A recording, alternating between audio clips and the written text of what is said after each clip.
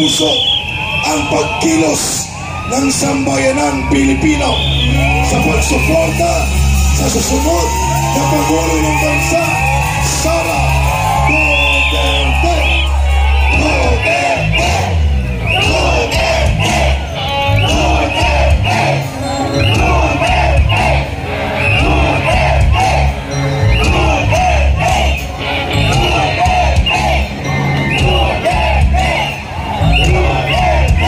Ito po yung titis.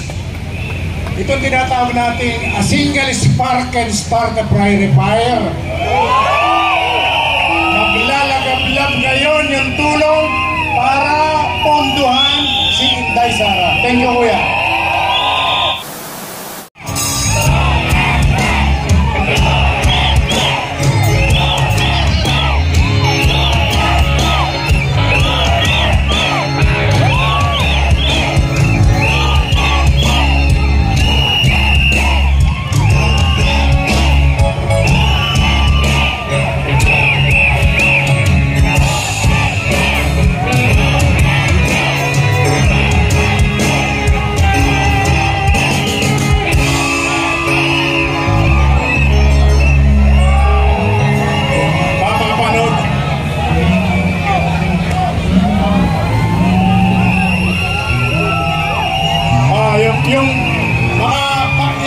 Yung pamasahe po ninyo, huwag niya nang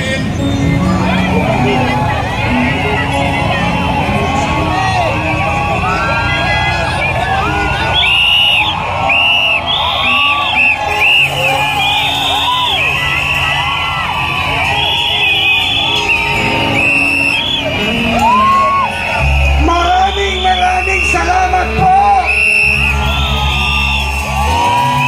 mga Pilipino! Isang bansa, isang diwa! Maraming salamat po sa inyo!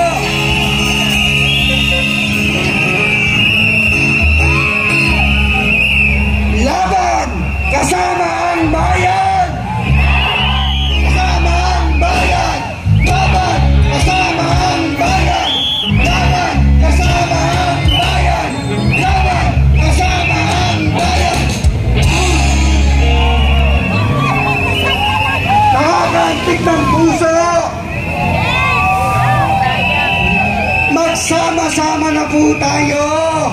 Kailangan na po natin magpunta rito! Laban na to! Sobrang nas! Tama na! Tayas na!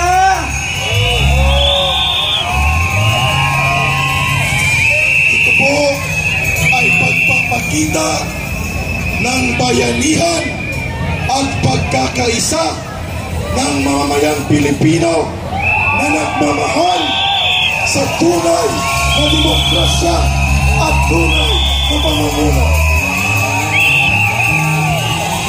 Ipagpapatuloy po natin mamaya, ito ay kapal at pagkakaisa ng mamamayan. Nakakaantig puso ang pagkilos ng sambayanang Pilipino sa pagsuporta sa susunod na Pangulo ng Bansa, Sara Duterte! Duterte! Duterte! Duterte! Duterte!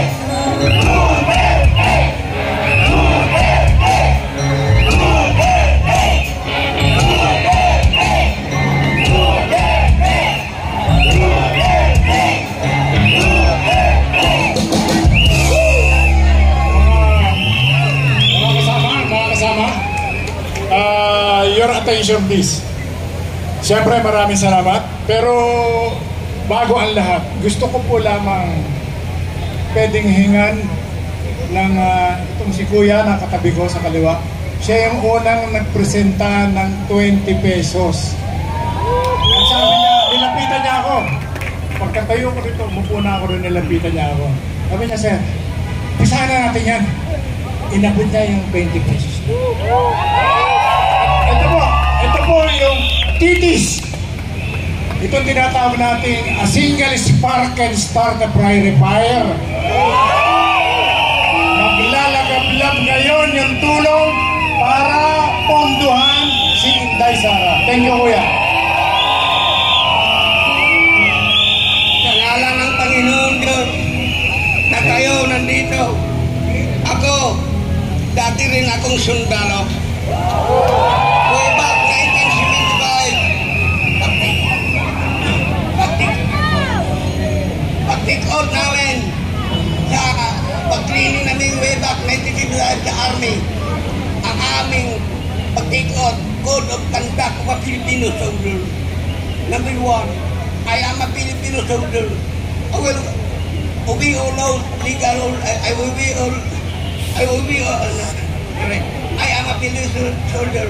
I will obey all laws, legal orders and decrees of my local superior at all times. Number 1, I am a Filipino soldier. I will support and defend the Constitution of the Republic of Philippines. I will fight the forces that will destroy the freedom and independence of the Filipino people. Number 4, I will uphold the supremacy of the civilian majority over military involvement. I will obey all of legal orders and decrees my local superior at all times. Number 5, ang pinakamasakit sa lahat. I am a Filipino soldier. I will live and die in a true Filipino spirit.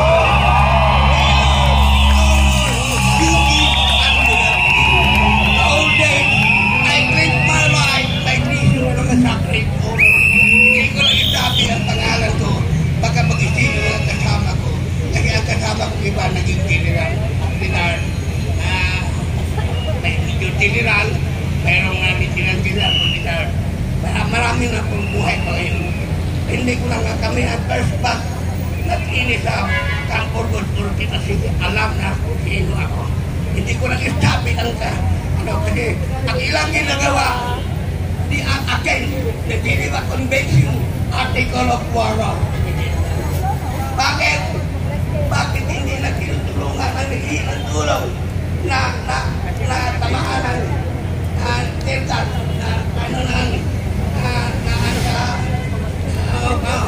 ngayon ang mga tawarin mo na pa ang mga pulis at tawa ko hindi na pulis terrorista na walang nangyari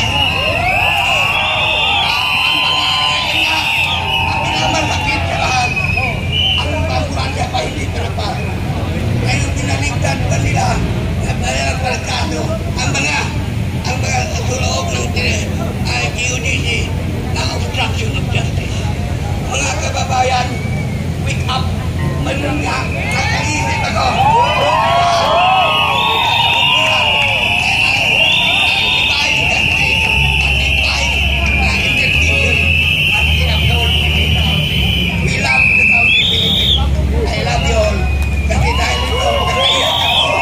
Dahil sa aking karanasan, nakakaipan nila ang suong aming uniforme. Patore, you have no peace in the armed forces. You are not a police. You have no right to stay in the armed forces, even in one week alone. Thank you very much.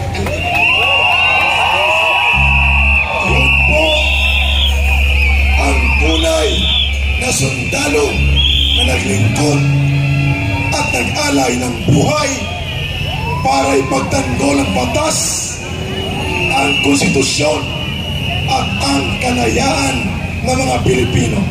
Maraming salamat, Tatay. Thank you for serving our country. Ano po?